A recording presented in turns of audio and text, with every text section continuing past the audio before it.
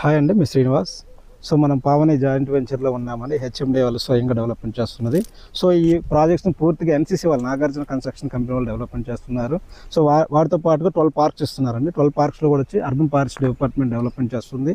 So electricity department development చేస్తుంది. వాటితో పాటుగా మన బ్యాంక్ లోన్స్ కూడా డెవలప్ ఉన్న ప్రాజెక్ట్స్ అండి. ఇది మల్టీపర్పస్ జోన్ అండి. దాంతోపాటుగా ఎటువంటి హైట్ రిస్ట్రిక్షన్ లేని ప్రాజెక్ట్స్ అండి.